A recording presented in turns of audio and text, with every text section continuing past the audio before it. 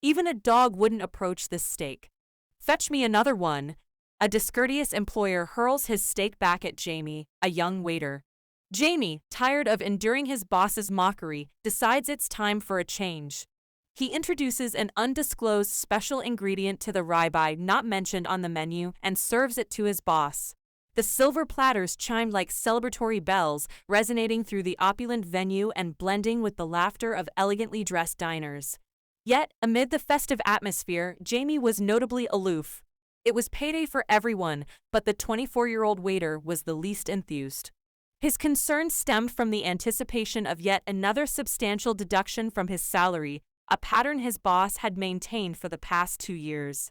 This month, with his grandmother's illness demanding substantial financial support, any significant reduction in his pay would lead to dire consequences. 2 medium rares, Monsieur Rousseau, he announced, his voice a practiced melody amid the symphony of cutlery and conversation. Rousseau, a portly man in a pinstriped suit, barely acknowledged him, grumbling about the sauce. Jamie swallowed the bitterness of dismissal, a familiar taste lingering on his tongue. Dealing with the coldest patrons during his 2-year stint in this prestigious 5-star restaurant had become routine for him. Retreating, Jamie was met with feigned cheerfulness from his colleagues Sarah and Marco. Did you witness Madame Dupont's expression when you stumbled over her poodle? Priceless, Marco laughed, but the merriment failed to reach Jamie's eyes. His peers enjoyed indulgences and carefree laughter, while Jamie's laughter was a carefully crafted facade held together by dwindling hope and the desperate need to retain his job. The air in the establishment carried the scent of truffle, oil, and lilies, twisted by the heat lamps into a heady haze. In the back corner, Mr. Russell, the restaurant owner, signaled him over. Jamie's stomach tightened. "Yes, Mr. Russell," he greeted nervously. Leaning in, Mr. Russell's cologne stung Jamie's throat. "Another complaint, Jamie. Broken wine glass, table 5. $50 deducted from your pay this month." $50, Jamie gasped, his hopes crushed like a discarded napkin. The image of his ailing grandma and her escalating hospital bills flashed before him. Attempting to salvage the situation, he pleaded, "But Mr. Russell, Don't argue, boy. Unsatisfactory service again. Can't keep a job, can't keep a glass unbroken. Pathetic. In 2 years, you've caused us nothing but damage. I think it's high time I fired you," Mr. Russell barked, each word a blow to Jamie's pride. "Sir, please make an exception this time," Jamie implored. "My grandma, she's ill. I need the money. Please." "Your personal issues aren't my concern, Jamie. Now get back to work." Mr. Russell dismissed him with a raised eyebrow, leaving Jamie embarrassed and mocked by his colleagues. "Mr. Russell, please reconsider your decision. I want my paycheck today, with full pay," Jamie chased after his boss. "Did you say the paycheck?" Mr. Russell hissed. "Yes, sir. The full amount, please." "For my grandmother's treatment," Jamie's tone exuded confidence, but desperation lingered in his eyes. A bead of sweat trickled down his temple, Mr. Russell's frustration evident in his arched brows. "The audacity," Mr. Russell boomed. "You, a nobody whom we took in, fed, housed, and still you dare demand your full pay? After your incompetence and clumsiness, you break a glass, you cost us money, and then you expect sympathy?" Mr. Russell's harsh words washed over Jamie like barbed whips, the heat of shame rising to his cheeks. He felt like nothing more than a beggar in Mr. Russell's eyes. "Remember your place, Jamie. You are here on my terms, at my mercy. Now get back to work before I find a replacement who knows the meaning of gratitude," Mr. Russell ordered. I'm sorry, Mr. Russell." Jamie bowed his head and returned to the kitchen, the judgmental gazes of his colleagues following him. They refrained from speaking in front of their boss, avoiding the risk of being in his bad graces. As Jamie set the table for another guest, Mr. Russell's earlier ridicule echoed in his ears. Despite the continued mistreatment, he forced a smile and recited the specials for a table of 3 women, pretending everything was normal. Just as Jamie finished serving the women and rejoined his colleagues for the evening celebration, Mr. Russell strutted through the staff room. He praised Sarah for her stellar performance, flaunting a bonus that could afford her a new pair of designer shoes. Here, here, to Team Fabulous and Bottomless Mimosas. Marco raised his chipped coffee mug in a mock regal pose, the room filled with laughter that conspicuously avoided Jamie. Mr. Russell's smile faded when his eyes fell on Jamie, creating an unspoken tension in the air. Now, he drawled, we mustn't forget our less stellar performers. Jamie, my boy, you'd be a shoo-in if we had a Worst Waiter award. Laughter rippled through the room, Jamie feeling the weight of the room's judgment. However, he held his ground, his fist clenching in defiance. Actually, sir, he spoke with surprising steadiness, I believe my numbers are just fine. Perhaps my contributions didn't cost the restaurant a broken bottle of expensive Merlot like Sarah's last week. Contributions? Mr. Russell scoffed. Like what? Charming the pigeons in the alley with your broken French? Or practicing your interpretive dance routines on the slippery kitchen floor? And you call that the moonwalk, eh? MJ, bless his soul, should have been alive to see that. Despite the harsh laughter that followed, Jamie maintained his composure, meeting Mr. Russell's gaze with unyielding defiance. Perhaps, sir, he asserted, his voice low but firm, my contribution is simply this, reminding you that even in a place like this, dignity isn't served on a silver platter. We'll see about that, Jamie, Mr. Russell chuckled maliciously. But again, this year, my boy, you ain't getting any bonus. Ladies and gentlemen, thank you for your wonderful service. Enjoy the evening, Mr. Russell declared, leaving Jamie alone with the clinking champagne glasses and the distant hum of laughter. A bitter smile played on Jamie's lips. Contributions, huh? Well, I'll show Mr. Russell what a contribution looks like. Don't let him get to you, mate. He's all bark and no bite, Marco comforted Jamie. He can bite my paycheck hard enough, Jamie grumbled as he pushed a cart of dirty plates.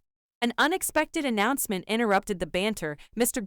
Russell's booming voice revealing a private dinner for his family with Jamie as the designated server. See you tonight, Jamie, Mr. Russell purred, leaving. Jamie alone, shattered glass echoing his broken pride. As the much-anticipated family dinner approached, the atmosphere in the restaurant shifted. The clinking of cutlery was replaced by an oppressive silence pulsating with Mr. Russell's impatience. He tapped his diamond-encrusted Rolex, eyes fixed on the kitchen door like a hawk eyeing its prey. Where the damn hell is my steak, boy? Mr. Russell barked, his voice reverberating through the empty marble floor. Jamie emerged from the kitchen, the scent of charred meat enveloping him. He placed the plate before Mr. Russell, maintaining professional courtesy despite the obvious tension. Your ribeye, sir, cooked to perfection just as you requested, Jamie declared. Mr. Russell speared a piece, chewed with ferocity, and then slammed the fork down. Cold, he shrieked, tossing the steak back at Jamie. This is barely lukewarm. You call this service, you fool? You're the definition of incompetence. Even a dog won't touch this steak. Bring me another. While Jamie felt the sting of Mr. Russell's words, he remained resolute. He understood this tantrum was not about the steak, but a display of power, a reminder of his place in Mr. Russell's gilded cage.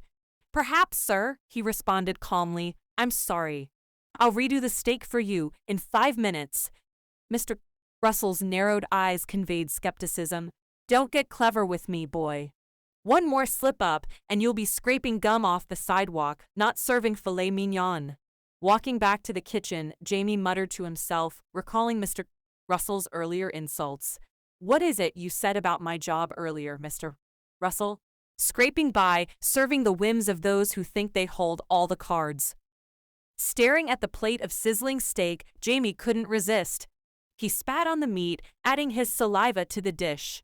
Tonight, Mr. Russell, the tables have turned. This isn't just about a steak. It's about respect, about dignity. I hope you like my special secret ingredient. Jamie plated the sizzling steak, his heart pounding. Mr. Russell, impatient as ever, seized the platter. Took your sweet time, boy, he grumbled, eyeing the steak suspiciously. Hope it's not as undercooked as your usual service. With a strained smile, Jamie replied, medium rare, just how you requested, sir. A dash of my grandmother's secret seasoning for good measure. Mr. Russell leaned back, eyes glinting with amusement. Ah, yes. Granny's magic touch. Well, tell her thanks from me. This could almost make me forget the pigeon I found nesting in your locker last week. Pigeon? Jamie questioned whether Mr. Russell was playing with him or acknowledging his defiance in a twisted manner. Of course, sir, Jamie responded, the words feeling gritty. I'm glad you like the steak. Anything to satisfy your palate. As the dinner continued, Mr. Russell's impatience extended to the absence of wine. Where's the damn wine, boy? He demanded as his wife and daughter ate. Or are you too busy practicing your juggling act with the cutlery to fetch a decent bottle? Suppressing his frustration, Jamie replied, Certainly, sir. Anything to ensure your satisfaction. Heading to the bar to fetch the wine, Jamie's hands remained steady despite the weight of Mr. Russell's gaze. The crystal decanter glinted as Jamie poured 2 glasses of wine. Mr. Russell's laughter echoed in the eatery. The memory of Mr. Russell's taunts, the sting of unpaid overtime, and the humiliation of spilled drinks fueled Jamie's fury. Although his mind warned of consequences, his heart brimmed with vengeance. Uncorking the wine, Jamie smelled plums and oak. It was the same vintage Mr. Russell always ordered, the one he boasted about while Jamie endured subpar Chianti. Tonight, the tables were turning. Jamie skillfully poured the toxic powdered crystals into each glass, observing as they dissolved, leaving a subtle shimmer in the liquid. With a confident exhale, he picked up the tray and approached his boss's table. Mr. Russell, surrounded by a cloud of smoke, grunted, Took you long enough, boy. Thought you were napping with the sommelier. Your usual Merlot, sir, Jamie declared, with a hint of spice. Mr. Russell raised an eyebrow, suspicious yet amused. Spice, mixing cocktails in your free time? Just a family recipe, Jamie lied smoothly. Spicing things up tonight. After Mr.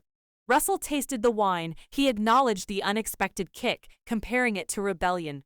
As the family savored the wine, Jamie anxiously wondered if his plan to infuse the drink with his anger was working. Mrs. Russell noticed the difference in taste and, concerned, turned to her husband. As the tension escalated, Maria, their daughter, expressed her dissatisfaction with the arranged marriage to Victor. An argument ensued, with Maria standing up to her controlling father. However, the situation took a dark turn when Jamie revealed he had poisoned the wine, demanding money in exchange for the antidote. As the drama unfolded, Maria pleaded for her family's safety. However, Jamie remained unyielding, driven by years of mistreatment. The confrontation took a surprising turn when Mr. Russell claimed he had taken Jamie's money for safekeeping. Amidst the chaos, the police arrived, summoned by Mr. Russell. The situation spiraled out of Jamie's control, leading to his arrest and the family's rush to the hospital. Weeks later, Mr. Russell visited Mrs. Evans, Jamie's grandmother, revealing that Jamie had redirected his wages to her. A tremor passed through her hands, her eyes welling up with an unexpected tide. He thought of me? Every day, Mr. Russell apologetically replied. He talked about your stories, your laugh, the way you made him believe in magic. A lot has changed in Jamie over these few months. A single tear escaped, tracing a glistening path down Mrs. Evans' cheek. And I failed him. Let him down just like everyone else. I was sick and a burden on his shoulders. No, Mrs. Evans, Mr. Russell countered. You gave him life, love, a foundation even the darkest storm couldn't shake. He wouldn't be who he is without you. Consider Jamie is learning about life's reality in a much sterner environment. Will I see him again? Mrs. Evans glanced up at Mr. Russell, her voice frail but hopeful. Soon, Mrs. Evans. He needs time, but he is walking closer to the light every day. And when he's ready, who knows, maybe my restaurant doors would still be open to him. And with that, Mr. Russell stepped out into the daylight, leaving behind the echoes of shared pain and the tentative flicker of a future where, perhaps, both grandmother and grandson could find their way back to the light.